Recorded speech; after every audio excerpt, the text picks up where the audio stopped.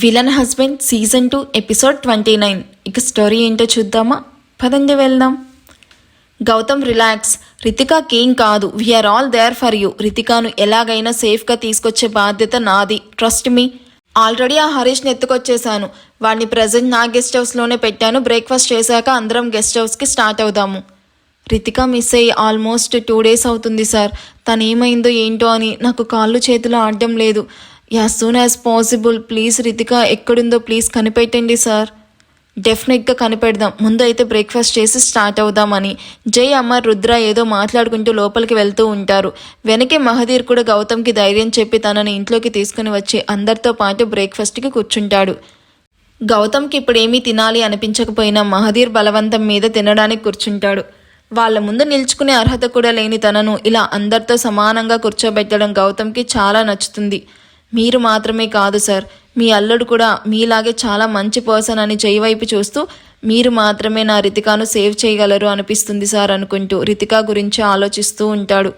కొత్తగా కనిపిస్తున్న గౌతమ్ ఎవరో అర్థమవ్వక ఆద్య, మాయ ఒకరినొకరు ఎవరు అన్నట్టు చూసుకుంటూ ఉంటారు. ఇద్దరికి గౌతమ్ ఎవరో అర్థమవ్వకపోవడంతో అదే విషయాన్ని మహదీర్ని అడుగుతుంది ఆద్య. ఇప్పుడు అది తెలుసుకోవడం అంత ఇంపార్టెంటా? తను గౌతమ్ మామయ్యకి కావాల్సిన మనిషి. ఈ డీటెయిల్స్ చాలు కదా, వచ్చి సర్వ్ చేయి. అరే, గెస్ట్ వచ్చి కూర్చున్నప్పుడు బ్రేక్ఫాస్ట్ సర్వ్ చేయకుండా సిబిఐ ఆఫీసర్ లాగా ఈ క్వశ్చన్స్ అడుగుతున్నావేంటి? ఆద్య జై వైపు సీరియస్గా చూస్తూ ఎవరు అని చిన్న క్వశ్చన్ అడిగినందుకు ఇంత క్లాస్ పీకుతావా? నిప్పని చెప్తా ఉండు అనుకుంటూ.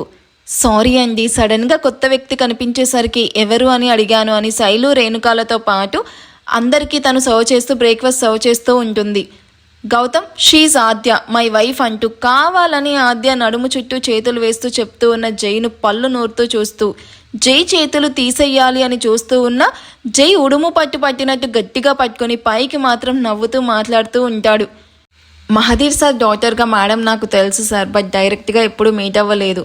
హాయ్ మేడం అంటూ పొలైట్గా విష్ చేస్తాడు Gautam. Hi Gautam, please carry on అంటూ జై చేతుల మీద ఎవరో చూడకుండా గిచ్చి మరి దూరంగా జరిగి నిల్చుకుంటుంది. ఏంటిది, వీడు పట్టుకున్న చోట ఇంత మంటగా ఉంది అని జై వైపు సీరియస్గా చూస్తూ వినయ్ వర్మ అంటే ప్రతాప్ వర్మలకి దగ్గరుండి సర్వ్ చేస్తూ జైకి బ్రేక్ఫాస్ట్ ఫినిష్ అయ్యే టైంకి జై, నీకు బ్రేక్ఫాస్ట్ అవ్వగానే కాఫీ తాగడం అలవాటు కదా, ఆగు ఇప్పుడే తీసుకుని వస్తాను అని ఫాస్ట్గా కిచెన్లోకి వెళ్తుంది. ఏంటిది ఇంత ఓవర్ చేస్తుంది, అడిగినా చెయ్యదు, ఇప్పుడేంటి అడగకుండానే కాఫీ ప్రిపేర్ చేయడానికి వెళ్ళింది. ఇప్పుడు ఇది తెచ్చింది తాగకపోతే అందరికీ లేనిపోని డౌట్ వస్తుంది. ఇప్పుడు ఏం చెయ్యాలి? ఏమండి కాఫీ? ఆద్య వాయిస్కి వాటర్ తాగుతూ ఉన్న జై పొలమారి వాటర్ మీద పోసుకుని దగ్గుతూ ఆద్య వైపు చూస్తాడు. అయ్యో మెల్లగా, ఏంటండి ఇది, చిన్నపిల్లాడిలాగా వాటర్ తాగడం కూడా రాదు అని కప్పు జై పక్కనే పెడుతూ తన చీర కొంగుతో జై షర్ట్ మీద పడ్డ వాటర్ స్ప్రింకిల్స్ని క్లీన్ చేయడం చూసి అందరూ చిన్నగా నవ్వుకుంటూ ఉంటే రేణుకాకి మాత్రం కోపంగా చూస్తూ ఉంటుంది. ఏంటి మహానటి లెవెల్లో యాక్ట్ చేస్తున్నావు? నిజం చెప్పు, ఆ కాఫీలో విషంగాని కలిపావా ఏంటి? ఎవరికీ వినిపించకుండా ఆద్యాకి మాత్రమే వినిపించేలాగా అడుగుతున్న జై వైపు చూస్తూ నన్ను అపార్థం చేసుకుంటున్నావు జై. యునో నేను టూ ఇన్నోసెంట్, పతియే ప్రత్యక్ష దైవం అనుకునే తెలుగింటి ఇల్లాలిని అంటూ ఇన్నోసెంట్గా మొహాన్ని పెట్టుకొని చెప్తుంది. అందరి ముందు ఇది నన్ను బుక్ చేసింది, అందుకే అందరూ నా మీద ఇలా లుక్ వేశారు. ఇప్పుడు నేను ఈ కాఫీ తాగకపోతే అందరికీ డౌట్, తాగితే నేను అవుట్. హో భగవాన్, ఇలా ఇరికించేసావేంటి స్వామి, ఇప్పుడు నన్ను ఏం చేయమంటావు? కాఫీ తాగమంటే పిచ్చి చూపులు చూస్తున్నావేంటి? జై కమాన్ తాగు, కాఫీ చల్లారిపోతుంది. జై, ఆద్య అంత ప్రేమగా కాఫీ ఇచ్చాక కూడా ఏంట్రా నువ్వు, పాపం తను ఫీల్ అవుతుంది, కాఫీ తాగు. తాతయ్య, నీకు దీని గురించి పూర్తిగా తెలియక అలా అంటున్నావు. ఇది అమ్మాయిలా కనిపించే అమ్మోరు, నీకెలా చెప్పను? జై తాగు అని అందరూ చెప్పేసరికి అందరి ముందు సీన్ చేయడం నచ్చక కాఫీ కప్ తీసుకుంటూ కొంచెం సిప్ చేసిన జైకి వామిట్ సెన్సేషన్ వస్తుంది. ఎందుకంటే ఆ కప్లో 1 month కుకింగ్కి ఎంత సాల్ట్ యూజ్ చేస్తామో అంత సాల్ట్ ఉంటుంది. అందుకే జైకి ఒక్క సిప్కి చుక్కలు కనిపిస్తాయి. ఎలా ఉంది జై? నువ్వే చేసావు కదా ఆద్య, చాలా టేస్టీగా ఉంది. ఒక్క సిప్కే కడుపు నిండిపోయింది, ఇక చాలు అని పైకి లేవబోతూ ఉన్న జైని ఆపేస్తూ అలా ఎలా నిండిపోతుంది, తాగు జై, నాకు అర్థమైందిలే, సిగ్గుపడుతున్నావు కదా, సర్లే నేను తాగిస్తాను అంటూ జై బుగ్గలు నొక్కి మరి కప్లోని కాఫీ మొత్తం జై నోట్లోకి కొంచెం కొంచెం ఒప్పేస్తూ కప్ మొత్తం ఖాళీ చేసేస్తుంది. కాల్ మాట్లాడొస్తాను అని వామిట్ వచ్చేలా ఉండడంతో ఫాస్ట్గా స్టెప్స్ ఎక్కుతూ రూమ్లోకి పరుగు లాంటి నడకతో వెళ్ళిన జైని చూసి ఆద్య నవ్వుకుంటూ, లేకపోతే నాతో పెట్టుకుంటావా, టిట్ ఫర్ టాట్, బాగైంది అని నవ్వుకుంటూ జై వెళ్ళిన వైపే చూస్తూ ఉన్న అందరినీ తన మాటలతో డైవర్ట్ చేస్తుంది. ఒక ఫుల్ పేస్ట్తో బ్రష్ చేసి మౌత్ ఫ్రెషనర్ ఫుల్ బాటిల్తో మౌత్ క్లీన్ చేసుకున్న జై నీరసంగా వాష్రూమ్ నుండి బయటకు వచ్చి బెడ్ మీద కూర్చుంటాడు. గాడ్, ఇంకా మౌత్ అంతా సాల్టీగా ఉంది, ఇంకోసారి దీని చేత్తో ఏమిచ్చినా తీసుకోకూడదు చా అని విసుగ్గా షర్ట్ తీసి విసురుగా బెడ్ మీద విసురుతాడు. పాట పాడుతూ చాక్లెట్ తింటూ అక్కడికి వచ్చిన ఆద్య వైపు కోపంగా చూస్తూ ఆద్య చేతిలోని చాక్లెట్ లాక్కొని ఆద్య మెడ పట్టుకొని ఇద్దరు పెదాలు ఒక్కటి చేస్తాడు జై. జై పెదాలు తనని తాకగానే ఆద్య తీయటి పెదాలు కూడా ఉప్పగా మారుతాయి. 10 నిమిషాల పాటు ఆద్యకి సాల్ట్ కిస్ రుచి చూపించి 15 సెకండ్స్ గ్యాప్ ఇచ్చి తన చేతిలోని చాక్లెట్ తిని సాల్ట్ కిస్ను కాస్త స్వీట్ కిస్ చేస్తూ ఆద్యను అలాగే టర్న్ చేస్తూ ఆద్యతో సహా బెడ్ మీద పడిపోతాడు. ఆద్య జైని వెనక్కి నెట్టడానికి చూసే కొద్దీ జై ఆద్యను మరింత ఇంటెన్స్డ్గా కిస్ చేస్తూ ఉంటాడు. ఆద్య నాలుకతో తన నాలుక ముడివేసి ఆద్య నాలుక లోతు కొలుస్తూ తన ఎంగిలినే అమృతంగా తీసుకుంటూ ఉంటాడు. ఇద్దరి శ్వాసలు ఒక్కటిగా కలిసిపోయి ఆద్య చేతులు తనకి తెలియకుండానే జై మెడ చుట్టూ బిగుసుకున్నాయి. జై చేతులు మెల్లగా ఆద్య మెడ నుండి కిందకి జారి 2 శిఖరాగ్రాల దగ్గర ఆగిపోయి జై కాసేపు అక్కడే వాటితో ఆడుకొని వంపులు తిరిగిన ఆద్య నడుమును వీణను వీనినట్టు వీనుతూ ఉంటే ఆద్య తనకు తెలియకుండానే జైకి సరెండర్ అయిపోయింది. ఆద్య ఫేస్లోని ఫీలింగ్స్ గమనించిన జై మెల్లగా ఆద్య నుండి దూరం జరుగుతూ శంఖం లాంటి మెడ మీద లీక్ చేస్తూ కిందకి జారుతూ నడుము దగ్గర ఆగి ఆద్య చీరను పక్కకు జరిపి పిండి బొమ్మలా మెరుస్తూ ఉన్న ఆద్య నడుము మీద చిన్నగా ముద్దు పెడతాడు. ఆ ముద్దుకి ఆద్య ఒళ్ళంతా కరెంటు షాక్ కొట్టినట్టు చేత్తో బెడ్షీట్ను గట్టిగా పట్టుకుంటూ జై తలను తన నడుముకి అదుముకుంటూ ఉంటుంది. జై ఆద్య బొడ్డులోకి నాలుకతో నాభి లోతు కొలుస్తూ ఆద్యలో కొత్త సరిగమలు పలికిస్తూ తన చేతిలో ఉన్న చాక్లెట్ను బొడ్డు చుట్టూ మెల్ట్ అయిన చాక్లెట్ను పూసి తన నాలుకతో చాక్లెట్ లీక్ చేస్తూ కొత్త అధ్యాయం మొదలు పెట్టడానికి సిద్ధమవుతాడు. జై చేస్తున్న పనికి ఆద్యకి ఇది అని చెప్పలేని ఫీలింగ్స్ రావడంతో పాటు గొంతు తడాడిపోతూ ఉంటుంది. ఇంకొంచెం ముందుకు వెళ్ళడానికి ఆద్య సారీకి పెట్టుకున్న పిన్ తీయపోతూ ఉన్న జైకి తనేం చేస్తున్నాడో అంటూ చేయబోతున్నాడో చూసి తల పట్టుకొని కూర్చుంటాడు.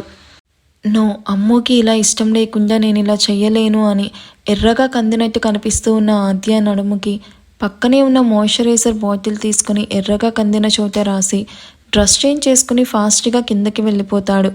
చల్లగా తన నడుముని తాకుతూ ఉన్న స్పర్శకి మత్తులో కళ్ళు మూసుకున్న ఆద్య కళ్ళు తెరిచి చూస్తూ ఉంటుంది. బెడ్ మీద తను తప్ప ఎవరూ కనిపించరు. జై కోసం చుట్టూ చూస్తూ పైకి లేచి కూర్చున్న ఆద్యకి జై వెళ్ళిపోయినట్టు డోర్ క్లోజ్ చేసి కనిపిస్తుంది. ఎక్కడికి వెళ్ళిపోయాడు వీడు? వామ్మో, కొంతలో ఎంత చేశాడు వీడు అని గుండెల దాకా చెదిరిన చీరని సరిచేసుకొని, అవును ఇందాకటి వరకు మంటగా అనిపించింది, ఇప్పుడేంటి ఇంత కూల్గా ఉంది అని మిర్రర్ ముందు నిల్చుకొని తన నడుము వైపు చూసుకుంటుంది.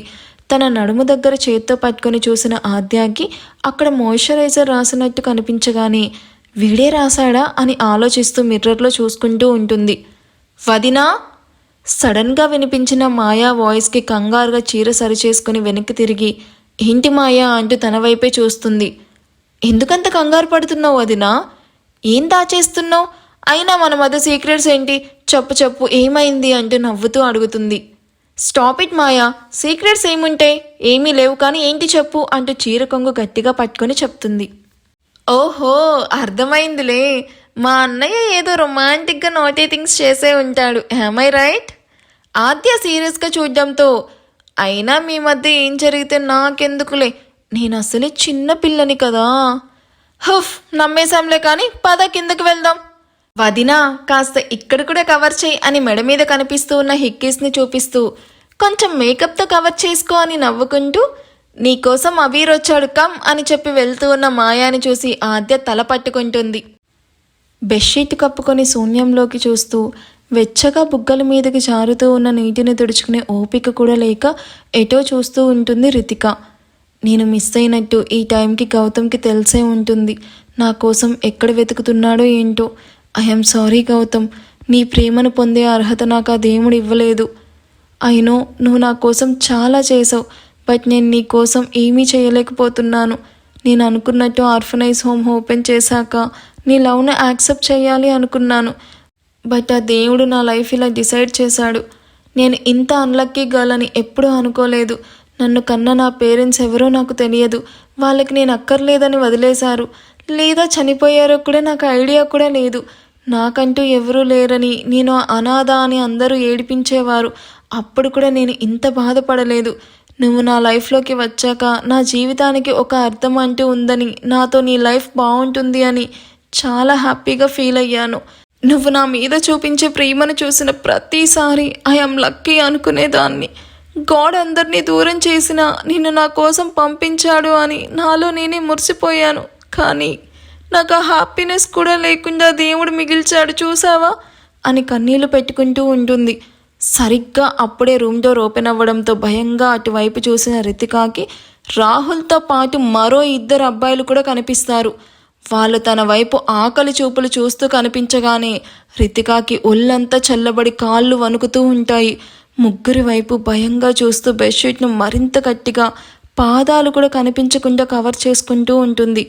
అది చూసిన ముగ్గురు ఒకరినొకరు చూసుకొని గట్టిగా నవ్వగానే రితికాకి భయంతో గుండెల్లో రైలు పరిగెడుతూ ఉంటాయి. అయ్యో పాపం కదా.